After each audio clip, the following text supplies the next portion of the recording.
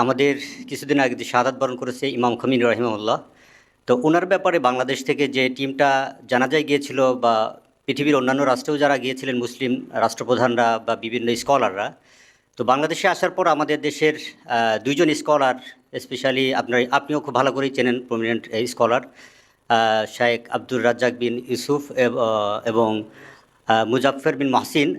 বিশেষ করে মুজাফফর বিন মহসিন বলেছেন যে যারা এই জানাজায় গিয়েছে তাদেরকে আবারও কালেমা পড়ে মুসলিম হতে হবে। যে আসলে শিয়ারা কি অমুসলিম, বা এই যে যে কথাগুলো বললেন এটা যুক্তিগত, এবং সাধারণ মানুষ কিন্তু মনে করছে যে অনেক সময় যে এই ধরনের স্কলাররা এটা কথা বলা মানে নিঃসন্দেহে তাহলে এর ভিতরে কোনো একটা বিষয় আছে। এটা একটু ক্লিয়ার করবেন প্লিজ। Thank you. আসলে ফতোয়া দিতে গেলে এক চোখ যেমন কোরআন সুন্নাহ ইসলামিক আইন কানুনের দিকে রাখতে হয়, আরেকটা চোখ চলমান বিশ্বের দিকে রাখতে হয়। দুইটার সমন্বয় যাদের নাই তারা আনব্যালেন্সড কথাগুলি বলে একটা মারাত্মক বিভ্রান্তি সৃষ্টি করে ফেলেন। দেখেন, এটা এটা হলো মুসলিম অমুসলিম কনফ্লিক্ট, মুসলিম অমুসলিম যুদ্ধের ক্ষেত্র, রণক্ষেত্র। এখানে ফরজ আপনার উপরে, যেই কোনো লোক মুসলিম তো সে মুসলিম, বাস। আমাকে সে কি শিয়া, সে কি সুন্নি, সে কি হানাফি, সে কি সাবরি দেখার কোনো সুযোগ নাই। আমার মুসলিম ভাই, আমি তার পক্ষ নেবই, তার জানাজা করবই, তার পক্ষে আমি কথা বলবই। রাফেজি খমিনি চলে গেল 9 তারিখে জানাজা, তাই না? 9 তারিখে কি জানাজা? আমি যে মানুষটার ব্যাপারে বলতাম যে কোরআন হাদিস বুঝেন, রাজশাহীর এমপি অধ্যক্ষ মুজিবুর রহমান সাহেব তাকে প্রতিনিধি করে পাঠায় দিলেন। এই মানুষটাকে পচানোর ব্যবস্থা করলেন জামাত ইসলামের লোকেরা, যিনি সংসদে দাঁড়িয়ে স্পষ্ট করে বলেন এই মানব রচিত আইন বাতিল করেন, কোরআনের আইন চালু করেন। জামাত ইসলামের কোন এমপি এটা বলার সাহস পাইনি। নির্বাচনের আগে বক্তব্যে বলছেন আমরা সংশোধনে গেলে এই গণতন্ত্র মানব রচিত আইন বাতিল করব এবং দেশে সারি আইন চালু করব। নির্বাচনের কেউ বলতে পারেননি। আমার সাথে অনেকবার দেখা হয়েছে, বুকে জড়িয়ে ধরে চাপিয়ে দিয়ে বলছেন মুজাফফর ভাই আপনি খুব কঠিন মানুষ। সেই মানুষটাকে পাঠাচ্ছেন জানাজাতে। জানাজায় গিয়ে কি দোয়া করবেন? ওই দোয়াটাই পড়ি শোনাবো আপনাদের। এই দোয়াটাই পড়ি শোনাবো। আপনারা বলেন তো, রাফেজি শিয়ারা মারা গেলে তাদের জন্য কি দোয়া করে কেউ জানেন আপনারা? আমি পড়ে দিই, সংক্ষেপে পড়েছি, এটা পড়ে শেষ করে দেবো ইনশাল্লাহ। দোয়া পড়তেছে, দেখেন খুব সুন্দর দোয়া। আবু বকর ওমর সম্পর্কে বলছেন আল্লাহুম্মা আল্লাহুম্মা লানান ইয়াতলু বা'দুহু বা'দান। এই যে এই বই থেকে পড়ি তাহলে আপনাদের সুবিধা হবে। এই যে বই 162 পৃষ্ঠা, বিহারুল আনোয়ার 30 নম্বর খণ্ড, 162 পৃষ্ঠা, লম্বা দোয়া। আমি সংক্ষেপ করছি। আল্লাহুম্মা আল্লাহুম্মা লানান, আল্লাহ তাদের দুইজনের উপরে এমন লানত করো, ইয়াতলু বা'দুহু বা'দান, একটা যে আরেকটার উপরে যেন পড়ে। ওয়াহশুরহুমা ওয়া আতবাহুমা ইলা জাহান্নামা যুরকা, তাদের দুইজনকে এবং তাদের যারা অনুসারী আছে তাদেরকে জাহান্নামে একসঙ্গে জমা করো। বলেন নাউজুবিল্লাহ, বলেন আল্লাহুম্মা ইন্না নাতাকাররাবু ইলাইকা বিল্লানাত লাহুমা ওয়াল বারাআতু মিনহুমা ফিদ দুনিয়া ওয়াল আখিরাহ। আল্লাহ এই তাদের আবু বকর উমরের উপরে লানত করে এবং তাদের থেকে মুক্ত হয়ে আমরা তোমার নৈকট্য চাচ্ছি। আল্লাহুম্মা লান কতালাতা আমিরুল মুমিনিন ওয়া কতালাতাল হুসাইন ইবনে আলী বিনতে রাসূলুল্লাহ সাল্লাল্লাহু আলাইহি ওয়াসাল্লাম। আল্লাহ যারা হুসাইনকে, আলী রাদিয়াল্লাহু আনহু হুসাইনকে তারা হত্যা করেছে তাদেরকে তুমি লানত করো। এরপরে বলছে আল্লাহুম্মা জিদহুমা আযাবান ফাওকা আযাবিন, আল্লাহ এই দুইজনের উপরে আযাবের উপরে আযাব দাও। ওয়া হাওয়ানান ফাওকা হাওয়ানিন, অপমানের উপরে অপমান দাও। ওয়া যুল্লান ফাওকা যুল্লিন, লাঞ্ছনার উপরে লাঞ্ছনা দাও। ওয়া খিজিয়ান ফাওকা খিজিয়িন, আর যত ভৎসনা আছে সব ভৎসনা তাদের দুইজনের উপরে নাজিল করো। আস্তাগফিরুল্লাহ। আল্লাহুম্মা দেহুমা ইলান নারে দাআ, আল্লাহ তাদেরকে ধাক্কা দিয়ে জাহান্নামে নিক্ষেপ করো। ওয়ারকিসহুমা ফি আলিমি আযাবিকা রাকসা, আর তাদেরকে ভেঙ্গে চুরে জাহান্নামে শাস্তি দান করো। আল্লাহুম্মা আহশুরহুমা ওয়া আতবাহুমা ইলা জাহান্নামা যুমারা। আল্লাহ তাদের দুইজনকে এবং তাদের যারা অনুসারী আছে জাহান্নামে তাদেরকে দলবদ্ধভাবে নিক্ষেপ করো। আল্লাহুম্মা ফাররিক জামাহুম, তাদের দলকে ভেঙ্গে দিন। ওয়া শাত্তিত আমরাহুম, তাদের কার্যক্রমকে ছিন্ন ভিন্ন করে দিন। ওয়া খালিফ বাইনা কালিমাতিহিম, আর তাদের কথার মধ্যে আপনি দ্বিমত সৃষ্টি করে দিন। ওয়া বাদ্দিদ জামাতাহুম, তাদের ঐক্যকে ভেঙ্গে দিন। ওয়ালান আইম্মাতাহুম, আর তাদের ইমাম মানে তাদের ইমাম সুন্নিদের যারা ইমাম আছে আপনি ওয়াবাদ্দিদ আইম্মাতাহুম, তাদেরকে ওয়াবাদ্দিদ জামাতাহুম ওয়ালান আইম্মাতাহুম, তাদের যারা ইমাম তুমি তাদের উপর অভিশাপ করো। ওয়াক্তুল কাদাতাহুম ওয়াসাদাতাহুম, তাদের যারা নেতা আছে সেনাপতি আছে তুমি তাদেরকে ধ্বংস করো। ওয়ালান রুয়াসাহুম ওয়া কুবারাহুম, তাদের যারা মুরব্বী এবং যারা নেতা মানে শীর্ষস্থানীয় ব্যক্তি তুমি তাদেরকে ধ্বংস করো। ওয়াকসির রায়াতুহুম, তাদের পতাকাকে ভেঙে দাও। ওয়া আলকিল বাসা বাইনাহুম, তাদের মধ্যে সংঘাত তৈরি করো। ওয়ালা তুবকি মিনহুম দাইয়ারা, পৃথিবীর বুকে তাদেরকে একজনকে অবশিষ্ট রাখো না, সবকে ধ্বংস করে দাও। এই দুয়াই করা হবে। খমিনি জানা যায় কি এই দুয়াই করা হবে। আর আমরা সুন্নি দাবিদার পিছনে থেকে কি করবো? নামাজ পড়ব, তাই না? খুব সুন্দর না? এটা খুব সুন্দর না?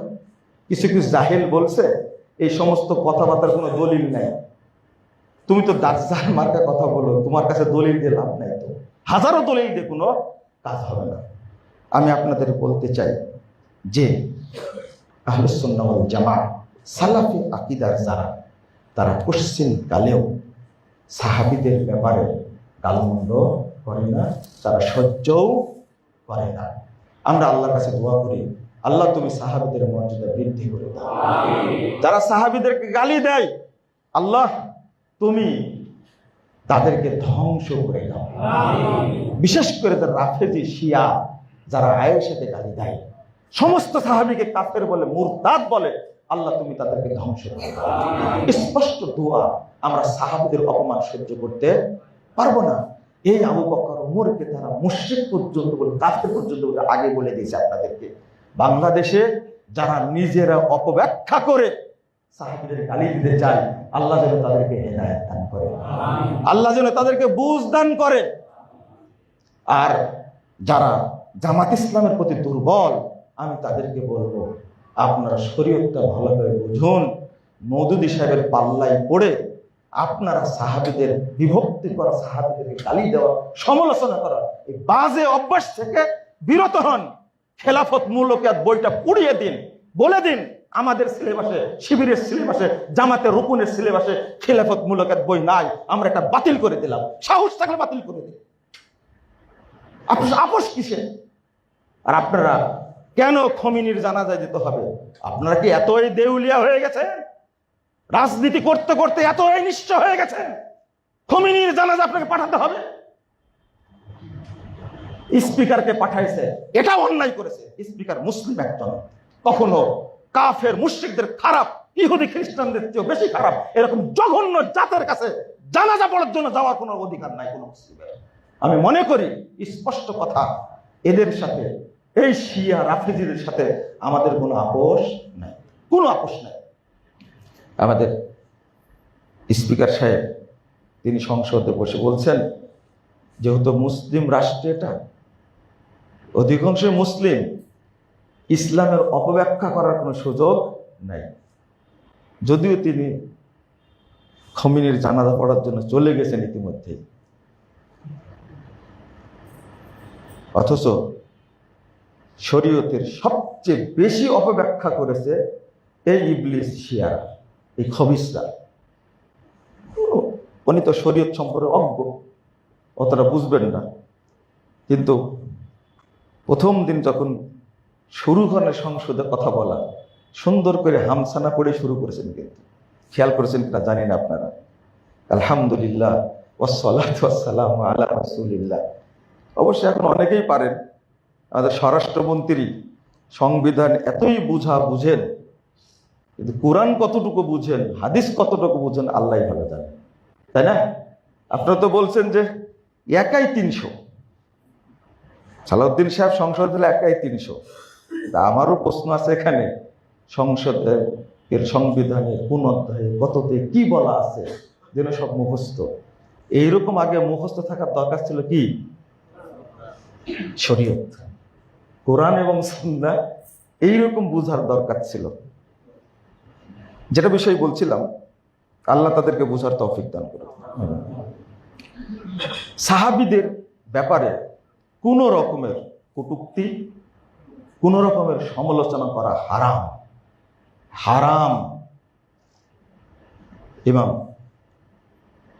বিশির রাহিমাহুল্লাহ তিনি বলেছেন, মান শাতামা আসহাবা রাসূলিল্লাহ সাল্লাল্লাহু আলাইহি সাল্লাম ফাহুয়া কাফিরুন ওয়া ইন সামা ওয়া সাল্লা ওয়া জামা আন্নাহু মুসলিম। যে ব্যক্তি সাহাবীদের গালি দিবে এই ব্যক্তি কাফের, যদিও সে নামাজ পড়ে, রোজা করে এবং নিজের মতো মুসলিম মনে করে, কোনো সুযোগ নেই। মাইয়ান তাসকিসু, ইমাম শাবি রাহিমাহুল্লাহ বিখ্যাত তাবি, তিনি বলেছেন, মাইয়ান তাসকিসু আসহাবা রাসূলুল্লাহ সাল্লাল্লাহু আলাইহি ওয়াসাল্লাম ফাইন্নাহু জিনদিক। যে ব্যক্তি কোন সাহাবীর সমালোচনা করবে নিঃসন্দেহে সে নাস্তিক, তাকে ঈমানদার বলা যাবে না, সে কাফের। জিন্দিক মানে সে কাফের, নাস্তিক মানে কি মুমিন হয়? কাফের। এই কথাগুলো মনে রাখতে হবে। কেন? সাহাবীরা আমাদের অনুসরণীয় ব্যক্তি। সাহাবীদের ব্যাপারে আল্লাহ রাব্বুল আলামিন, রাসূল সাল্লাল্লাহু আলাইহি ওয়াসাল্লাম কত ফজিলত বর্ণনা করে গেছেন। এক কথায় সমস্ত সাহাবী যারা সৎ বান্দা তারা সবাই জান্নাতি। একজনের ব্যাপারে আপনি কুধারণা করতে পারবেন না, কারণ আপনারা মনে করেছেন যে আশারে মুবাশশারা মাত্র কি 10 জন জান্নাতে যাবে না। এক হাদিসে 10 জনের কথা আসছে। বদরি সাহাবীরা সবাই কি জান্নাতি। তারপরে উহুদের যুদ্ধের সব সাহাবী কি জান্নাতি। তাহলে আপনি 10 জন বলছেন কেন? কিন্তু এক হাদিসে আসছে কজনের কথা? 10 জন নাম ধরে ধরে এক এক করে আসছে। আবার ওই 10 জনের মধ্যে কি খাদিজার কথা আছে? রাদিয়াল্লাহু আনহা আছে, আয়েশার কথা আছে, রাসূলের স্ত্রীদের কথা আছে। রাসূলের স্ত্রী সবাই যে জান্নাতি, কত হাদিস আসছে। এক কথায় আপনি মানে যারা আলেমগণ হাদিসগুলো জমা করেছেন, শেষ কথাটা এটাই, সকল সাহাবী কোথায় যাবেন? জান্নাতে যাবেন। এজন্য ইমাম ইবনে হাজার আসকালানি বলেছেন, ইন্নাস সাহাবা কুল্লুহুম উদুল। সমস্ত সাহাবী ন্যায়পরায়ণ। আপনি কিভাবে তার সমালোচনা করবেন? সমালোচনা করার কোনো সুযোগ নেই। মুহাম্মদ রাসূলুল্লাহ সাল্লাল্লাহু আলাইহি ওয়াসাল্লাম বলেছেন, মান শাতামা আসহাবা রাসূলিল্লাহ সাল্লাল্লাহু আলাইহি ওয়াসাল্লাম ফাআলাইহি লানাতুল্লাহ ওয়ান নাস আজমাইন ওয়াল মালাইকাতু ওয়ান নাস আজমাইন। যে ব্যক্তি কোন সাহাবীকে গালমন্দ করবে ওই ব্যক্তির উপরে আল্লাহর অভিশাপ, ফেরেশতাদের অভিশাপ এবং সমস্ত নেক বান্দার অভিশাপ ওটা পড়বে। কোন ব্যক্তি রাসূলুল্লাহ সাল্লাল্লাহু আলাইহি ওয়াসাল্লামের সাহাবী সম্পর্কে কোনো কটূক্তি করতে পারবে না, সে যত বড় বিদ্বান হোক না কেন। একটা হাদিস আপনাদের একটু অনুবাদ করি। রাসূল সাল্লাল্লাহু আলাইহি ওয়াসাল্লাম বলতে গিয়ে, মুসনাদ আহমদের হাদিস, বলতে গিয়ে বলছেন, দেখেন হাদিসটা কখনো শুনেছেন কিনা, শুনতেও পারেন আপনারা। আল্লাহ রাসূল বলছেন, আল্লাহ আল্লাহ ফি আসহাবি, সাবধান সাবধান আমার সাহাবীদের ব্যাপারে তোমরা কটূক্তি করো না। আগে আমার কোনো আফসোসের কথা বলি না, আল্লাহ আল্লাহ বলি না। রাসূল আল্লাহ আল্লাহ ফি আসহাবি, আল্লাহর কসম আল্লাহর কসম আমার সাহাবীদের ব্যাপারে তোমরা সাবধান। লা তাত্তাখিযুহুম গরজান বাদি, আমার পরে আমার কোন সাহাবীকে তোমরা টার্গেট করো না। ভাষাটা টার্গেট করো না, তার অপমান করবে, তার সমালোচনা করবে, এটা করো না। ফামান আহাব্বাহুম বিহুব্বি আহাব্বাহুম, যে ব্যক্তি সাহাবীদেরকে আল্লাহ রাসূল বলছেন ভালোবাসে, সে আমার ভালোবাসার কারণেই তাদেরকে কি করে? ভালোবাসে। ওমান আবগাযাহুম ফাবিবুগজি আবগাযাহুম, আর যে তাদের গালমন্দ করে, বুঝতে হবে আমাকে গালমন্দ করার কারণে তাকে কি করে? তাদেরকে গালমন্দ করে। বোঝা যাচ্ছে? সাহাবীদের ভালোবাসলে, ভালোবাসা কাকে হয়? আল্লাহ রাসূলকে। আর সাহাবীদের বদনাম করলে মূলত কাকে বদনাম করা হয়? রাসূল সাল্লাল্লাহু আলাইহি ওয়াসাল্লামকে। তারপর আবার বলছেন ওমান আদাহুম ফাকাদ আদানি, যারা তাদেরকে কষ্ট দেয় মূলত আমাকেই কষ্ট দেয়।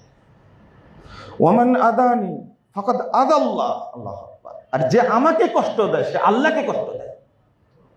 আবার বলছেন ফায়ুশিকু আইয়া আখুযাহু, সাবধান, আল্লাহ তোমাদেরকে অচিরেই পাকড়াও করবে। যে জাতি সাহাবীদের বদনাম করবে আল্লাহ সেই জাতির উপরে কি করবেন? শাস্তি নাজিল করবেন। শাস্তি নাজিল, কোনো সুযোগ নেই। অন্তত মনে রাখবেন সাহাবীদের সম্পর্কে কোনো কথা বলা যাবে না।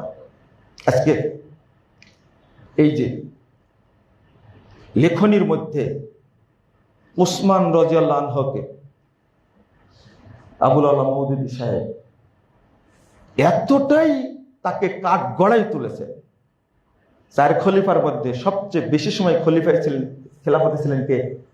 ওসমান রাদিয়াল্লাহু আনহু। তার ব্যাপারে সমালোচনা করতে হলে মওদুদী সাহেবের কলিজা কত বড় কাল কিয়ামতের মাঠে আমরা দেখতে পাবো।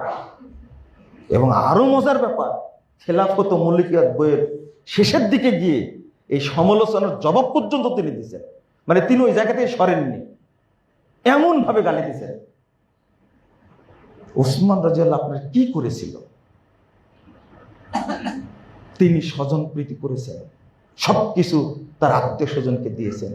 একবার যদি মনে করতাম তিনি ওসমান রাদিয়াল্লাহু আনহু, আল্লাহ তাকে কি পরিমাণ সম্মান দান করেছেন, যাকে সবচেয়ে বেশি দিন খেলাফতের দায়িত্ব দিয়ে রাখছেন, তার বিরুদ্ধে আমি এত সমালোচনা করলাম। কিন্তু ওই ঘটনা কি আলী রাদিয়াল্লাহু আনহুর সঙ্গে ঘটেনি? অনেক কিছু, তিনজনকে তো হত্যা করা হয়েছে, তার মধ্যে একজন উসমান আর একজন কি আলী রাদিয়াল্লাহু আনহু। কিন্তু আলী রাদিয়াল্লাহু আনহুর ব্যাপারে কোনো সমালোচনা করেননি। সব দোষ কার? ওসমান রাদিয়াল্লাহু আনহু। কয়জন মেয়ের বিয়ে দিয়েছিলেন আল্লাহ রাসূল? জন্নুরাইন, 2জন মেয়ের বিয়ে দিয়েছেন। যে মানুষটাকে ফেরেশতারা পর্যন্ত কি করত? লজ্জা করতেন। আল্লাহ রাসূল খোলামেলা থাকলে যখন উসমান সালাম দিতেন তখন কি তিনি ঠিকঠাক বসে যেতেন। মা আয়েশা রাদিয়াল্লাহু আনহা বলছেন রাসূল আব্বা আসলেন, কথা বললেন, চলে গেলেন, এইভাবেই তো বসেছিলেন, কাপড়টা উরুর উপরে উঠানো ছিল। ওমর আসলেন, হাফসার বাপ, ঠিক তখন এইভাবে বসেছিলেন। যখনই ওসমান আসলেন তখন আপনি কেমন কাপড় সেঁটে আবার ভালোভাবে বসে গেলেন। তখন রাসূল সাল্লাল্লাহু আলাইহি ওয়াসাল্লাম বলছেন, দেখো আয়েশা, যাকে ফেরেশতারা লজ্জা করে আমিও তাকে কি করি। এইরকম সাহাবীর ব্যাপারে এত সমালোচনা করতে পারলেন। আর ওই বইটা অনুবাদ করে বাংলাদেশে কি করে প্রচার করা হয়। দ্বিতীয়ত, মুয়াবিয়া রাদিয়াল্লাহু আনহুকে এতই গালি দেওয়া হয়, নাউযুবিল্লাহ, আস্তাগফিরুল্লাহ। তো যদি গালি দেওয়া জায়েজ হয় মুয়াবিয়া রাদিয়াল্লাহু আনহুকে, তাহলে আলীকে গালি দেওয়া জায়েজ না কেন? হ্যাঁ, কেন জায়েজ না? আলী রাদিয়াল্লাহু আনহু আর মা আয়েশা রাদিয়াল্লাহু আনহা এই শাশুড়ি জামাইয়ের মধ্যে কি দ্বন্দ্ব হয়নি? শুধু মুয়াবিয়ার দোষ কেন রাদিয়াল্লাহু আনহু?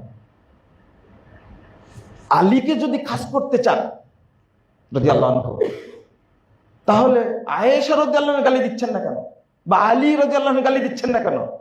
মুয়াবিয়া আলী রাদিয়াল্লাহু আনহু দ্বন্দ্ব, তখন মুয়াবিয়া রাদিয়াল্লাহু আনহু গালি দিচ্ছি। কিন্তু যখন আমি দেখছি আয়েশা রাদিয়াল্লাহু আনহা আলী রাদিয়াল্লাহু আনহুর শাশুড়ি না, এখানে দ্বন্দ্ব, তখন কেন আমি আয়েশাকে গালি দিচ্ছি না? আর বলছে যে মুয়াবিয়া রাদিয়াল্লাহু আনহু রাজতন্ত্র চালু করে গেছে, কাল কিয়ামতের মাঠে তোমার বিচার হবে একজন ব্যক্তির উপরে মিথ্যা অপবাদ দেওয়ার কারণে। আপনাদের আরো বলি, শুধু নিজেরা হাদিস পড়ে কিন্তু হাদিসের অর্থটা বুঝে না। হাদিসের অর্থ বুঝার জন্য এটাকে বলে মানহাজ। অনেক পড়াশোনা করা লাগে বাবা, পড়েন, অনেক পড়া লাগবে, তারপরে কথা বলা লাগবে। আপনি তো মূর্খ, মূর্খ বলেই তো এগুলো সমালোচনা করেন। অধ্যায়টা পড়েন তো। আর যারা সমালোচনা করে অধিকাংশই হলো মূর্খ, এক ব্যক্তি মূর্খ। তাদের এলমের গভীরতা সম্পর্কে আমরা টুকিটা বুঝলে একটু বুঝি, কতটুকু তারা পড়াশোনা করেছে। রাজতন্ত্র কি মুয়াবিয়া চালু করে গেছেন? রাজতন্ত্র আল্লাহ নবী চালু করে যাননি? জাহেলগুলো। আল্লাহর নবীর পরে খলিফা হলেন কে? আবু বকর। কে? হ্যাঁ, শ্বশুর না? এরপরে খলিফা হলেন কে? কে? উমর। কে? এরপরে খলিফা হলেন কে? উসমান। তিনি কে? দুই মেয়ের জামাই। এরপরে খলিফা হলেন কে? আলী। কে? জামাই, নিজের আপন চাচাতো ভাই। তিনজনকে খেলাফতের ইঙ্গিত দিয়ে গেলেন রাসূলুল্লাহ সাল্লাল্লাহু আলাইহি ওয়াসাল্লাম। রাজতন্ত্র তো আল্লাহর নবী শুরু করে গেছেন। এবার বলেন আলী রাদিয়াল্লাহু আনহু খলিফা হলেন কে? উত্তর দেন। হাসান। আবার হাসান রাদিয়াল্লাহু আনহু। এরপরে খলিফা হলেন কে? হুসাইন রাদিয়াল্লাহু আনহু। রাজতন্ত্র চালু করে গেছেন মুয়াবিয়া। ইবলিস শয়তানে ধরেছে। আপনারা মানে বুঝলেন না আমি কি বুঝাতে চাইলাম। এটাকে আপনারা রাজতন্ত্র বলবেন? আলী রাদিয়াল্লাহু আনহুর পরে খলিফা হলেন হাসান রাদিয়াল্লাহু আনহু।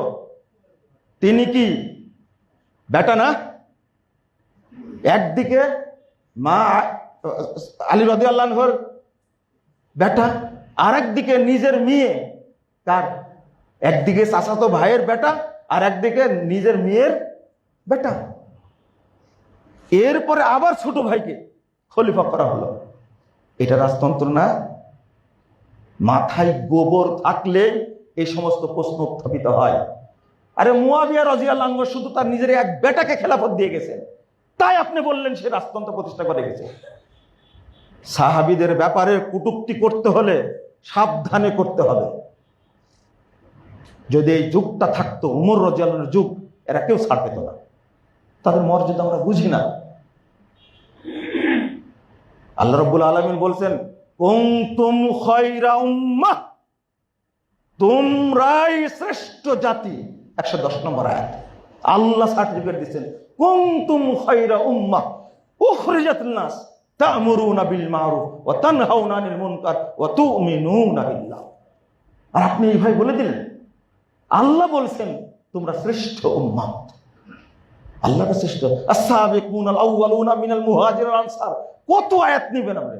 আল্লাহ বলছেন ইয়া আইয়ুহাল্লাযীনা আমানুত্তাকুল্লাহ ওয়া কুনু মিনাস সাদিকিন।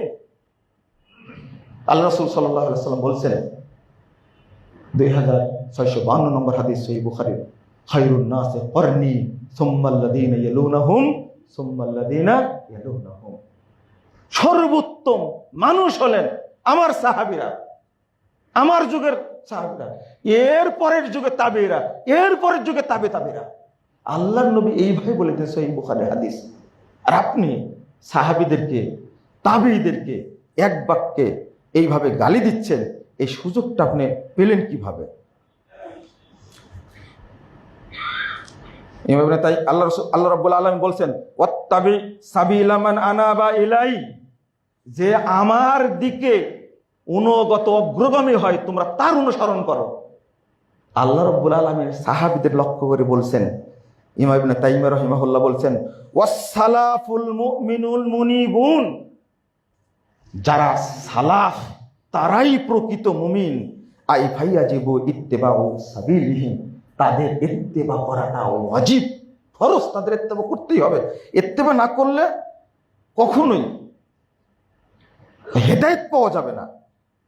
ইমাম তাবারী রাহিমাহুল্লাহ বলছেন ফাইন সাদ্দাকু মিসলা তাসদীকিকুম, শোনো তোমরা বিজামিয়ে মা উনজিলা আলাইকুম মিন কুতুবিল্লাহ ওয়া আমবিয়াইহি ফাকাদ ইহতাদাও।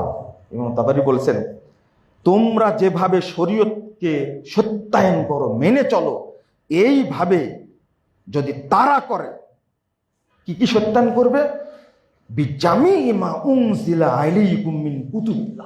আল্লাহর সমস্ত কিতাব যত নাজিল হয়েছে সবগুলোতে যত বিষয় আছে, ও আম্বিয়াইহি, এবং সমস্ত নবীদেরকে যদি তারা সত্যায়ন করে, দাও, তাহলে তারাও কি করবে? হেদায়েত পাবে।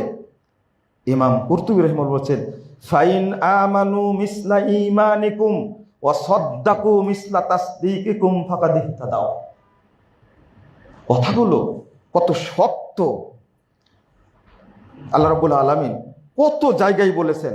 আমি শুধু আয়াতগুলো পড়ি। 100 নম্বর আয়াত সূরা তাওবা, ওয়াসাবিকুনাল আউয়ালুনা মিনাল মুহাজিরিন ওয়াল আনসার আল্লাযীনা ইত্তাবাউহুম বিইহসান রাদিয়াল্লাহু আনহুম ওয়া রাদু আন ওয়া আ'আদ্দা লাহুম জান্নাতিন তাজরি তাহতাহাল আনহার খালিদিনা ফিহা আবাদা যালিকাল ফাওজুল আযীম। জান্নাত পর্যন্ত বলে দিলেন, তারা সবাই চিরদিনের জন্য জান্নাতে থাকবে। সাহাবীদের ব্যাপারে বলছেন আল্লাহ বলছেন, লিল ফুকারাইল মুহাজিরিন আল্লাযীনা উখরিজু মিন দিয়ারিহিম ওয়া আমওয়ালিহিম ইয়াবতাগুনা ফাদলাম মিনাল্লাহি ওয়া রিদওয়ানা ওয়া ইয়ানসুরুনাল্লাহা ওয়া রাসূলাহু উলাইকা হুমুস সাদিকুন। আল্লাহ সাক্ষ্য দিচ্ছেন, তারা সবাই হলেন সিদ্দিক।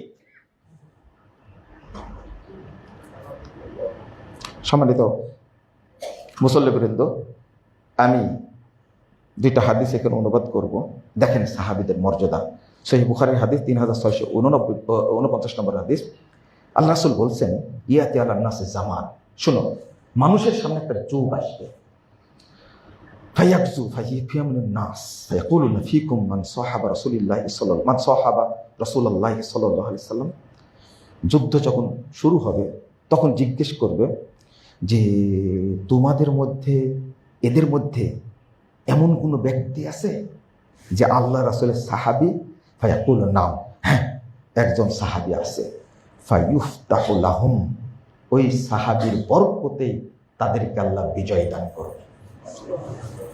আবার বলছেন, সুম্মা ইয়াতি আলান নাসি জামান, এরপরে আরেক যুগ আসবে, ফায়াকজু ফিয়া মিনান নাস, তখন যুদ্ধ হবে মানুষের মধ্যে।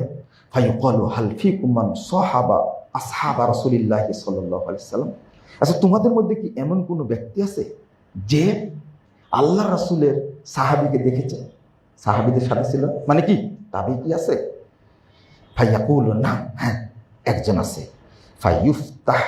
ফায়ুফতাহু লাহুম, একজন তাবি থাকার কারণে তাদের যুদ্ধে আল্লাহ বিজয় দান করবে। সুম্মা ইয়াতি আলান নাসি জামান, এরপর আরেকটা যুগ আসে, ফায়াকজু ফিয়া মিনান নাস, লোকেরা যখন যুদ্ধ করবে, ফায়াকুলু হাল ফীকুম মান সাহাবা আসহাবা রাসূলিল্লাহি সাল্লাল্লাহু আলাইহি সাল্লাম, বলছে তোমাদের মধ্যে এমন কেউ আছে যে ব্যক্তি আল্লাহ রাসূলের সাহাবীকে দেখেছে? তাহলে সে কি হলো? তাবি হলো। যে ব্যক্তি তাবিকে দেখেছে, মানে তাবি হলো। তোমাদের মধ্যে এমন কেউ দেখছে যে রাসূল সাল্লাল্লাহু আলাইহি সাল্লামের সাহাবীকে দেখেছে? তাবিকে দেখা মানে ব্যক্তিটা কি হলো? ফায়াকুলু নাম, হ্যাঁ আছে। ফায়ুফতাহু লাহুম, একজন তাবেও যদি থাকে তাহলে সেই যুদ্ধে আল্লাহ জয়দান করবে, বিজয় দান করবে। তাবে একজন কেউ নাই, শুধু একজন তাবেই আছে, তাবে আছে, আল্লাহ তাতেই যুদ্ধে বিজয় দান করবেন। এটা আল্লাহ রাসূল বলে যাচ্ছেন।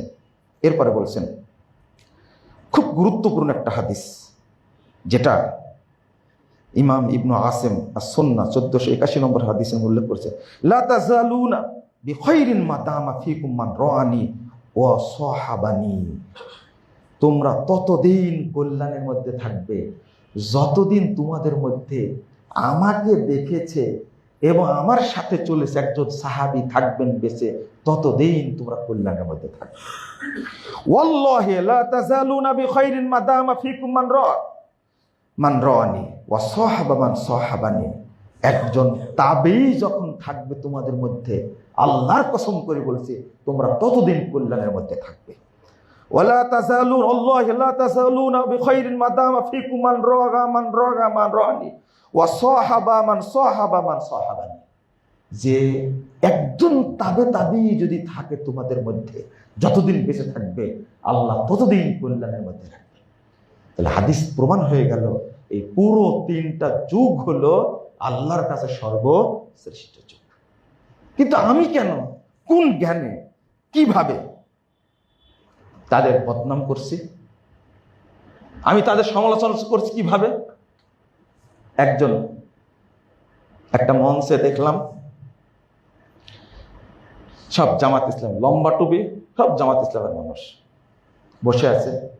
সেখানে আবুল কালাম আজাদ বাসার ভাই আছে, আরো কাউকে চিনি, আর একজন আনাম রশিদ আহমদ।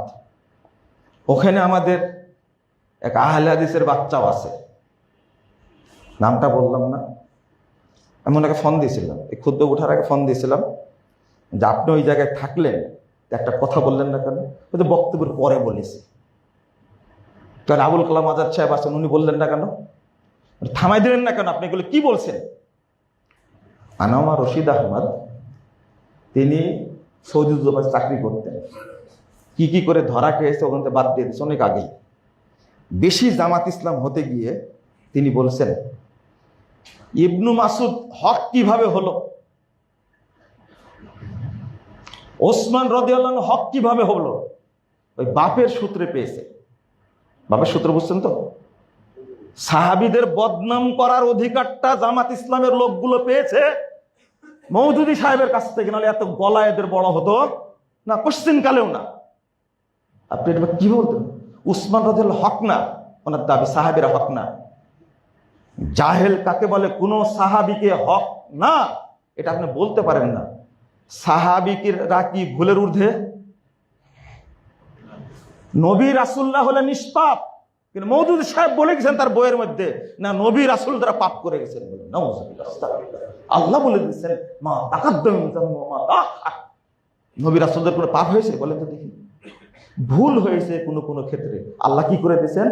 সংশোধন করে দিয়েছেন। আল্লাহর নবী ইজতিহাদ করতে গেছেন, কিন্তু আল্লাহ ইজতিহাদ মেনে নিয়েছেন? মেনে নেননি। উমর রাদিয়াল্লাহু আনহু বলছেন আপনি কার জানাজা যাচ্ছেন? তো বলছে আব্দুল্লাহ বিন উবাইয়ের। না, জানাজা যাওয়া যাবে না। আল্লাহ আয়াত নাজিল করলেন ৭০ বারের বেশি, ৭০ বারও যদি তুমি ক্ষমা চাও আমি ক্ষমা করবো না। আল্লাহ আয়াত নাজিল করলেন না। দেখেন ইজতিহাদ, আল্লাহ রাসূলের ইজতিহাদ যে ভুল হয়, ওমর রাদিয়াল্লাহু আনহু বলছে আপনি যাবেন কেন? আল্লাহ বলে দিয়েছেন ৭০ বার ক্ষমা চাইলে হবে না। আল্লাহ রাসূল বলছেন আমি ৭০ বারের বেশি ক্ষমা চাবো। আপনি এটা বুঝলেন কথাটা? বুঝলেন কথাটা? আল্লাহ রাসূল বলছেন আল্লাহ তো ৭০ বারের কথা বলেছে, আমি ৭০ বারের বেশি কি করব? ক্ষমা চাই। ইজতিহাদ হলো না। এবার আল্লাহ আয়াত নাযিল করলেন লা তুসাল্লি আলাইহি ওয়া লা তাকুম আলা কবরে। এই জানাজাও পড়তে পারবে না, কবরের পরেও কি যেতে পারবে না। ডাইরেক্ট আয়াত নাযিল করলেন। বলেন তো আল্লাহ রাসূলের ইজতিহাদটা ঠিক ছিল না ভুল ছিল? ভুল ছিল না? ইজতিহাদ। নবী রাসূলদের কিছু ক্ষেত্রে ভুল হয়েছে, সংশোধন কে করে দিয়েছেন? আল্লাহ। এর শরীয়তে কি ভুল আছে তাই বলে না, কিন্তু সাহাবীরা কি ভুলের ঊর্ধ্বে? ভুলের ঊর্ধ্বে না।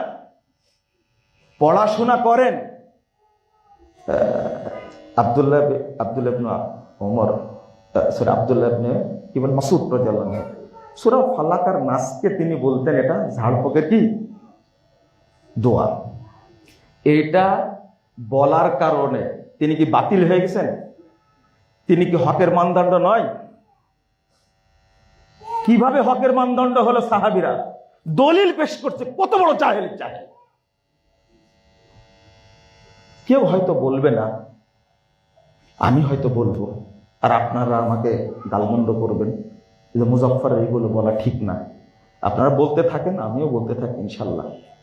কিন্তু কোন সাহাবী সম্পর্কে উসমান রাদিয়াল্লাহু আনহু আপনি বলছেন সফর অবস্থায়, এটা হলো ইখতিলাফি মাসালা, তাই না?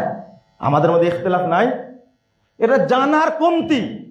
আপনি তো জানেন না উসমান রাদিয়াল্লাহু আনহু তিনি মিনায় গিয়ে কসর করলেন না। আব্দুল্লাহ ইবনে মাসউদ রাদিয়াল্লাহু আনহু বলছেন আল্লাহ রাসূল কসর করতেন। এটাই উসমান হক না, এটা হকের মানদণ্ড না বলে দিলেন আপনি। একটা বিষয় ভুল হয়েছে, হকের মানদণ্ড না তিনি বলে দিলেন। আমারও তো ভুল হতে পারে, আমি তাহলে আপনি আপনার ভুল হতে পারে, আপনি কি বাতিল? এতটুকু, এটা হলো ইখতিলাফ। কিন্তু যখন উসমান রাদিয়াল্লাহু আনহু জানলেন যে আল্লাহ রাসূল সফরে দীর্ঘদিন কসর করেছেন, তখন সেই উসমান রাদিয়াল্লাহু আনহু 6 মাস পর্যন্ত কসর করেছেন। তোমার এই এলেমটুকু নাই, তুমি বলে দিলে হুট করে উসমান হক না। মানে সাহাবীদের বিরুদ্ধে নামার এই টেন্ডেন্সি আগে থেকে না, এখন থেকে না, বহু আগে থেকে। আবু হুরায়রা রাদিয়াল্লাহু আনহু ফকিহ না, আবু হুরায়রা ফকিহ না, তার হাদিস গ্রহণ করা যাবে না। আনাস ফকিহ না, তার হাদিস গ্রহণ করা যাবে না। এই বেলেল্লাপুনা বহু আগে থেকে চালু আছে। আমরা বলবো বন্ধুরা আমার, আপনারা আসলে এই আলোচনাগুলো সেমিনারের আলোচনার মতো আপনাদের অনেকের ভারী হয়ে যাচ্ছে মনে হয়, তাই না? এটা কি আলোচনা করবে? কিছু মানুষ তো বুঝবে, ইখতিলাফ কোনটা সেটাও বুঝে না, আর হক কোনটা সেটাও কি সাহাবীদের সম্পর্কে। এমনকি বদরি সাহাবী হাতিব ইবনে বালতা, তিনি মদিনার মিটিং ফাঁস করে দিলেন, মনে আছে আপনাদের? মিটিং ফাঁস করে দিলেন না? চুলের মধ্যে চিঠি দিয়ে পাঠিয়ে দিলেন। আল্লাহর নবী আলী রাদিয়াল্লাহু আনহুকে বললেন, তুমি যাও, এই তরুণদের সাথে নিয়ে যাও। আল্লাহ নাযিল করে দিলেন, ফাঁস করে দিয়েছেন। যাও, এক মহিলা চিঠি নিয়ে যাচ্ছে, ওর কাছে চিঠি আছে। মহিলাকে ধরলেন, ধরে বললেন চিঠি দাও। ও অনেক আল্লাহ বিল্লাহ তাল্লাহ করে বলছে, না আমার কাছে নাই। দেখো তুমি যদি চিঠি না দাও, তোমার কাছে আছে, তোমাকে চিঠি দিতে হবে। না আমার কাছে নাই। এবার যেহেতু বিশ্বাস, কে বলেছেন? রাসূল সাল্লাল্লাহু আলাইহি ওয়াসাল্লাম চিঠি ওর কাছে আছে। এবার বলছেন, দেখো তুমি চিঠি না দিলে তোমাকে ন্যাংটা করবো, কিন্তু লাউল ইয়ান্না সিয়ারাক, তোমার কাপড় আমি খুলবো, চিঠি বের করে ছাড়বো। ঝোঁটির মধ্যে থেকে চিঠি বের করে দিল। আল্লাহ রাসূল এর কাছে পৌঁছে দিলেন। দেখছেন নিচে লেখা আছে হাতিব ইবনে বালতা। নাম দেখা মাত্রই ওমর রাদিয়াল্লাহু আনহু তরবারি বের করে আল্লাহ রাসূল হুকুম দেন, এখনই তার গলাটা কেটে দেব। আমাদের পরামর্শ ফাঁস করে দিলেন। তখন আল্লাহ রাসূল কি বললেন? লা, এটা করো না, ফাইন্নাহু বাদরিয়্যুন, তিনি বাদরি সাহাবী। আল্লাহ তাআলা বলেছেন, এই মালুমা শীতুম কদ গফারতু লাহুম ওয়াজাবাত লাহুমুল জান্নাহ, যা ইচ্ছা তাই করো, আমি তোমাদেরকে জান্নাত ওয়াজিব করে দিয়েছি। আর এইরকম অপরাধী একজন বাদরি সাহাবীকে এইভাবে বললেন, না মেরো না। জিজ্ঞেস করলেন কেন? আমার বংশের লোকদেরকে শুধু জানাতে চেয়েছি ওখানে অনেক সম্পদ আছে, এগুলো নষ্ট না হয়। এটা তার ইমানি দুর্বলতা। এরপরও আল্লাহ নবী তাকে হদ জারি করলেন না, গালি দিলেন না, বরং কি করলেন? স্পষ্ট করে দিলেন বাদরি সাহাবীরা সবাই জান্নাতি। আর আপনি কোন হে? আপনি আল্লাহ নবীর সাহাবীকে বদনাম করেন? তওবা করা লাগবে। এইভাবে কথা বলে সাহাবীদের বিরুদ্ধে অবস্থান করা যাবে না। এটা একটা চক্র। মূল কারণটা কি জানেন? আমরা যেন হাদিস থেকে মুখ ফিরিয়ে নেই, হাদিসের দিকে যেন। আবু হুরায়রা ফকিহ না, তার হাদিস গ্রহণ করা যাবে না। বেকুব সবচেয়ে বেশি হাদিস বর্ণনা করেছেন আবু হুরায়রা রাদিয়াল্লাহু আনহু। ফকিহ না মানে মিথ্যাচার। আবু হুরায়রা রাদিয়াল্লাহু আনহুর বিরুদ্ধে মা আয়েশা রাদিয়াল্লাহু আনহা ৭৪ বছর বয়সী মহিলা, 18 বছর বয়সে স্বামী মারা গেছেন। এই মহিলা যখন মারা যাচ্ছেন, সবচেয়ে মহিলাদের মধ্যে সবচেয়ে বড় মুহাদ্দিস মহিলা, তিনি বলছেন, আমি মারা গেলে আমার জানাজা যেন আবু হুরায়রা পড়ায়। না, আবু হুরায়রাকে বলো যে ফকিহ না, তার হাদিস গ্রহণ করা যাবে না। আনাস ফকিহ না, আনাসের হাদিস গ্রহণ করা যাবে না। কেন? খেয়াল করছেন কোন জায়গায় হাত দিয়েছে? আনাস রাদিয়াল্লাহু আনহু খাদেম ছিলেন কত বছরের? 10 বছরের। সবকিছু দেখেছেন, সব হাদিস বর্ণনা করেছেন, আর বলছে আনাসের হাদিস গ্রহণ করা যাবে না। আনাসের হাদিস গ্রহণ করা যাবে না, আবু হুরায়রার হাদিস গ্রহণ করা যাবে না, আয়েশার হাদিস গ্রহণ করা যাবে না। তোমাদের ধরেছে রাফেজি শিয়াদের রোগে ধরেছে, এটাই ওখান থেকে ধরেছে। মহিলাদের মধ্যে সবচেয়ে বেশি হাদিস বর্ণনা করছে মা আয়েশা রাদিয়াল্লাহু আনহা। তুমি বলো কিভাবে? আপনারা অনেক সময় আমি কথা বলতে গেলে কেউ বিরক্ত বোধ করেন, ইবনে মাসউদ রাদিয়াল্লাহু আনহু বলেছেন, মান কানা মুস্তান্না ফালিয়াস্তান্না বিমান কদ মাত। যে ব্যক্তি সুন্নাতের অনুসরণ করতে চায় সে যেন তাদের অনুসরণ করে যিনি মারা গেছেন। ইবনে মাসউদ বলছেন, সিনিয়র সাহাবী, তিনি বলছেন, ফাইনাল হাইয়া লা তুমানু আলাইহিল ফিতনা, কারণ যারা জীবিত আছে তারা ফিতনা থেকে দূরে নয়, নিরাপদ নয়। উলাইকা আসহাবু মুহাম্মাদিন সাল্লাল্লাহু আলাইহি ওয়াসাল্লাম, যাদের ইত্তেবা করবে তারাই হলো সাহাবী আল্লাহ নবীর। কানু আফজালা হাযিহিল উম্মাহ, এরাই হলো উম্মতের শ্রেষ্ঠ ব্যক্তি। আবার রাহা কুলুবান, তাদের অন্তরটা সততায় পরিপূর্ণ ছিল। ওয়া মাকাহা ইলমান, তাদের ইলমের গভীরতা ছিল অনেক। ও আকাল্লাহা তাকাল্লুফান, তাদের কোনো কৃত্রিমতা ছিল না। ইখতারাহুমুল্লাহু লিসুহবাতি নবিয়িহি, আল্লাহ তাদেরকে মনোনীত করেছেন তার নবীর সাহাবী হিসাবে। ওয়ালি ইকামাতি দীনিহি, এবং তার দ্বীন প্রতিষ্ঠা করার জন্য। ফারাফু লাহুম ফাজলাহুম, তাদের মর্যাদা তোমরা বুঝো। ওয়াত্তাবাউহুম আলা আথারিহিম, তাদের আনুগত্য করো, তাদের পদচিহ্নে আনুগত্য করো।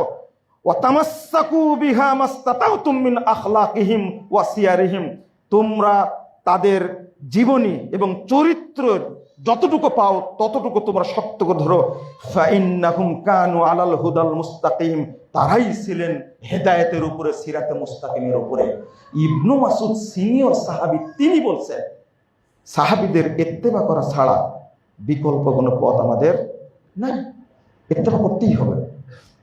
আপনারা দেখছেন যে এই আল্লাহ তুমি আমাদেরকে নিরাপত্তা দান করো, আমিন।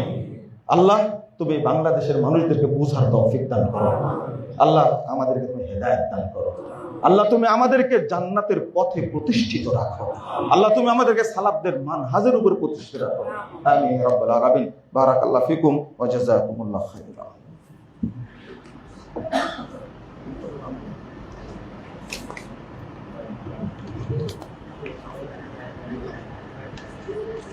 আলহামদুলিল্লাহ ওয়াহদা ওয়াসসালাতু ওয়াসসালামু আলা মান লা নাবিয়্যা বা'দা। আল্লাহুম্মা সাল্লি আলা মুহাম্মাদিন ওয়া আলা আলি মুহাম্মাদ কামা সাল্লাইতা আলা ইব্রাহিম ওয়া আলা আলি ইব্রাহিম ইন্নাকা হামিদুম মাজিদ। আল্লাহুম্মা বারিক আলা মুহাম্মাদিন ওয়া আলা আলি মুহাম্মাদ কামা বারাকতা আলা ইব্রাহিম ওয়া আলা আলি ইব্রাহিম ইন্নাকা হামিদুম মাজিদ। সম্মানিত মুসল্লিবৃন্দ, আপনারা তো অনেক কথাই বলে থাকেন, আমাদেরও আফসোস আছে। গতদিনে বলেছি বহু মানুষ এখনো আহলে হাদিস জামাত ইসলামের সাথে ওতপ্রোতভাবে জড়িত। আমাদের বলার অধিকার আছে, বলতেই থাকবো। সিটগুলো যত পেয়েছেন হিসাব করে দেখেন, আহলে হাদিস অঞ্চলে কয়টা পেয়েছেন, বাহিরে কয়টা পেয়েছেন। অতএব আপনারাও একটু ধৈর্য ধারণ করুন। ইনশাআল্লাহ সহি আকীদারি বিপ্লব হবে ইনশাআল্লাহ। ইনশাআল্লাহ সমস্ত বাতিল ধ্বংস হবে ইনশাআল্লাহ, আমরা আশা করি। একজন ভাই, নাম বলছি না, তিনি ব্রেন অপারেশন হয়েছে, তার দোয়া চেয়েছেন আপনাদের কাছে। আমরা দোয়া করি আল্লাহ যেন তাকে দ্রুত সুস্থতা দান করেন। পাশাপাশি যারা আমরা আরো অসুস্থ যারা আছি, আল্লাহ যেন তাদেরকে সুস্থতা দান করেন। আমাদের খুব হিতাকাঙ্ক্ষী আমাদের পান্না খালার হাজব্যান্ড মারা গেছেন। আমি সেদিন ঢাকায় ছিলাম না, থাকলে জানাজায় অংশগ্রহণ করতাম। আমরা দোয়া করি আল্লাহ রাব্বুল আলামিন যেন তাকে ক্ষমা করে দেন এবং জান্নাতুল ফেরদাউস উচ্চ স্থান দান করেন। আরো যারা আমাদের আত্মীয় স্বজন মারা গেছেন, আল্লাহ যেন আমাদের ক্ষমা করে দেন এবং তাদেরকে জান্নাতুল ফেরদাউস দান করেন, আমিন রাব্বাল আলামিন। আল্লাহুম্মা ইগফির লানা ওয়া লিল মুমিনিনা ওয়াল মুমিনাত ওয়াল মুসলিমিনা ওয়াল মুসলিমাত ওয়া লা মান ইউদ্লিল ফালা হাদিয়া লাহু ওয়া আশহাদু আন লা ইলাহা ইল্লাল্লাহু ওয়াহদাহু লা শারীকা লাহু ওয়া আশহাদু আন্না মুহাম্মাদান আবদুহু ওয়া রাসূলুহু। আম্মা বা'দু ফা ইন্না খায়রাল হাদিসি কিতাবুল্লাহ ওয়া খায়রাল হাদী হাদী মুহাম্মাদিন সাল্লাল্লাহু আলাইহি ওয়াসাল্লাম ওয়া শাররাল উমুরি মুহদাসাতুহা ওয়া কুল্লু মুহদাসাতিন বিদআহ ওয়া কুল্লু বিদআতিন দালালাহ ওয়া কুল্লু দালালাতিন ফিন্নার। فأعوذ بالله من الشيطان الرجيم فإن آمنوا بمثل ما آمنتم به فقد اهتدوا وإن تولوا فإنما هم في شقاق وقال تعالى ومن يشاقق الرسول من بعد ما تبين له الهدى ويتبع غير سبيل المؤمنين نوله ما تولى ونصله جهنم وساءت مصيرا وقال صلى الله عليه وسلم خير الناس قرني ثم الذين يلونهم ثم الذين يلونهم وقال صلى الله عليه وسلم من شتم أصحابي فعليه لعنة الله والناس أجمعين। সম্মানিত মুসল্লিবৃন্দ, একদিকে মুহররম মাস চলছে, আর একদিকে আমাদের যারা অনুসরণীয় ব্যক্তি, যাদেরকে অনুসরণ করা আল্লাহ রাব্বুল আলামিন আমাদের জন্য ফরজ করেছেন, তাদেরকে নিয়ে গালমন্দ করা, অর্থাৎ সাহাবী, তাবেঈ, তাবেঈ, এইটা এমনভাবে চলছে, এমনকি যারা ইসলাম প্রতিষ্ঠা করতে চায়, ইসলামকে ভালোবাসে, তাদের মুখ দিয়েই সাহাবা কেরামের ব্যাপারে কটূক্তি, গালমন্দ এবং বাজে কথা উচ্চারিত হচ্ছে। সাহাবীদের ব্যাপারে আমাদের আকীদা পরিষ্কার হওয়া উচিত, কারণ এটা আকীদার অংশ, এটা আমলের অংশ না। আল্লাহ রাব্বুল আলামিন বহু আয়াতে বলে দিয়েছে সাহাবীদের ব্যাপারে। বিশেষ করে কোনো ব্যক্তি যদি সাহাবা কেরামের মানহাজ মেনে না নেয়, তাদের নীতি আদর্শ যদি মেনে না নেয়, তাহলে ওই ব্যক্তি হেদায়েত পাবে না। নামাজ, রোজা, হজ, যাকাত সব কিছু করলেও হেদায়েত পাবে না, কারণ এটা আকীদার অংশ, আগে মেনে নেওয়া। এটাকে বলা হয় মানহাজুস সালাফ, সালাফদের মানহাজ। মানহাজ শব্দের অর্থ হলো নীতি, আদর্শ, আর সবচেয়ে ভালো অর্থ হলো বুঝার জন্য এটা হলো জান্নাতের পথ, সিরাতে মুস্তাকিম। যেমন আমরা সূরা ফাতিহার মধ্যে পড়ি, সবচেয়ে সুন্দর দোয়া, আল্লাহর কাছে সবচেয়ে প্রিয় দোয়া, সবচেয়ে শ্রেষ্ঠ দোয়া, ইহদিনাস সিরাতাল মুস্তাকিম। তারপরে পড়েন সিরাতাল্লাযীনা আনআমতা আলাইহিম।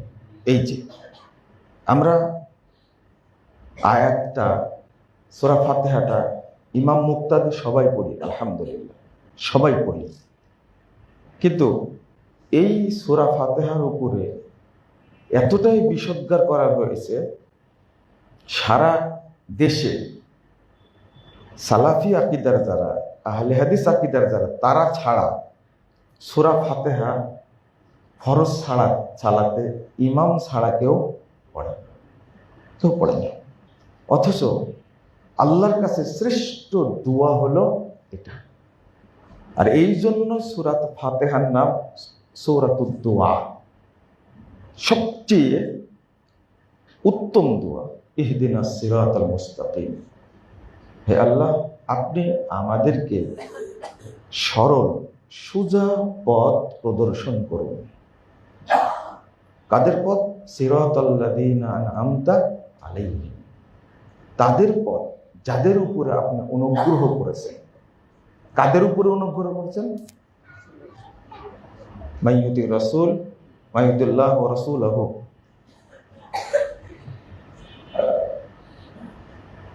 উলাইকা আনআমাল্লাহু আলাইহিম মিনান নাবিয়্যিন ওয়াস সিদ্দিকিন ওয়াশ শুহাদা ওয়াস সালিহিন।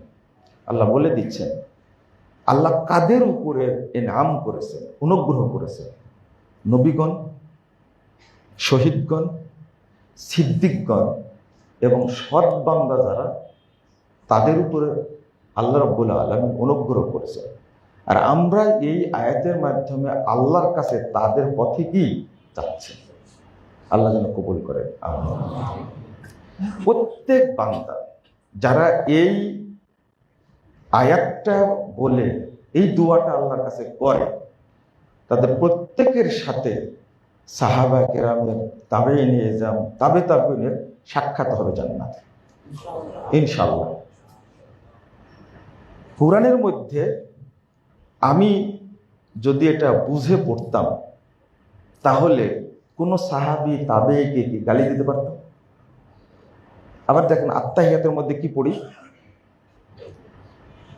আসসালামু আলাইনা ওয়া আলা ইবাদিল্লাহিস সালিহিন। নিজেই দোয়া করছি, আল্লাহ তুমি আমাদের উপরে শান্তি বর্ষণ করো এবং আমাদের মধ্যে যারা সৎ বান্দা, ওয়া আলা ইবাদিল্লাহিস সালিহিন, অর্থাৎ আল্লাহর যারা সৎ বান্দা তাদের উপরে তুমি কি করো? শান্তি বর্ষণ করো। আমি সালাতের মধ্যে দোয়া করছি, আল্লাহ সালাতের বাহিরে গিয়ে কি তারই বদনাম করছি, তারই বিরুদ্ধাচরণ করছি। মানে যার জন্য আমি সুন্দর দোয়া করতে পারি, আমি কিন্তু তার জন্য বদদোয়া করতে পারি না, কখনো বদদোয়া করতে পারি না। এখন সাহাবা কেরামকে যদি আপনি মানে শ্রেষ্ঠ মানুষ হিসাবে গ্রহণ না করেন, তাদের আদর্শ, তাদের চলার পথ, তাদের আকীদা, তাদের মানহাজকে যদি ফলো না করেন, তাহলে আল্লাহ বলে দিচ্ছেন তারা হেদায়েতই পাবে না, জান্নাতে যাওয়া তো দূরের কথা। 137 নম্বর আয়াত, ওই আয়াতটা যে আয়াত পড়া অবস্থায় ওসমান রাদিয়াল্লাহু আনহুকে হত্যা করা হয়েছিল, ওই আয়াতটা এটা 137 নম্বর সূরা বাকারা। আল্লাহ বলছেন ফাইন আমানু বিমিসলি মা আমানতুম বিহি। এই আয়াতটা আমি মনে করি কোরআনের অন্য আয়াত না বুঝলেও এই আয়াতটা প্রত্যেক মুসলিমকে বুঝতেই হবে। কারণ এটা এমন একটা শর্ত করেছেন, এর মধ্যে সালাতের শর্ত নাই, সিয়ামের শর্ত নাই, হজ্জের শর্ত নাই, যাকাতের শর্ত নাই, এমন একটা শর্ত করেছেন। আল্লাহ বলছেন, সাহাবীদের লক্ষ্য করে বলছেন, তোমরা যেভাবে ঈমান এনেছ, তোমরা যেভাবে শরীয়ত বুঝেছ, ঠিক ওইভাবেই যদি অন্যরা বুঝে ফাকাদ ইহতাদাও, তাহলে তারাও হেদায়েত পাবে। কথা পরিষ্কার। তোমরা যেভাবে ঈমান এনেছো, শরীয়ত বুঝেছো, তোমরা যেভাবে শরীয়ত মেনে চলছো, ঠিক এইভাবে যদি অন্যরাও মানতে চায় ফাকাদ ইহতাদাও, তাহলে তারাও কি হেদায়েত পাবে। কিন্তু পরের বাক্যটা খুব কঠিন। পরের বাক্য বলছেন ওয়াইন তাওয়াল্লাও, যদি তারা এই শর্ত থেকে মুখ ফিরিয়ে নেয়, যদি এটার বিরুদ্ধাচরণ করে, ফাইন্নামা হুম ফি শিকাক, তাহলে তারা ওই গুমরাহির মধ্যেই থাকবে, ওই চোরাগলির মধ্যেই থাকবে, তারা হেদায়েত পাবে না। তাহলে আগে শর্ত আমি আগে মেনে নিলাম, এটা আকীদা, এটা আকীদার অংশ, মেনে নিতে হবে।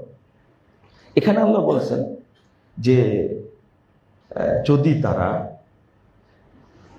না মেনে নেয় তাহলে তারা গুমরাহির মধ্যে থাকবে। কিন্তু সূরা নিসার 115 নম্বর আয়াত আল্লাহ কঠিন হুমকি দিয়েছেন। আল্লাহ বলছেন ওমাই ইউশাকিকির রাসূল মিন বাদি মা তাবায়্যানা লাহুল হুদা ওয়া ইয়াত্তাবি গায়রা সাবিলিল মুমিনিন, যারা হেদায়েত প্রকাশিত হওয়ার পরে আল্লাহ রাসূলের বিরোধিতা করবে, আর একটা শর্ত ওয়া ইয়াত্তাবি গায়রা সাবিলিল মুমিনিন, সাহাবীদের রাস্তার, সাহাবীদের বুঝের উল্টাটা বুঝবে,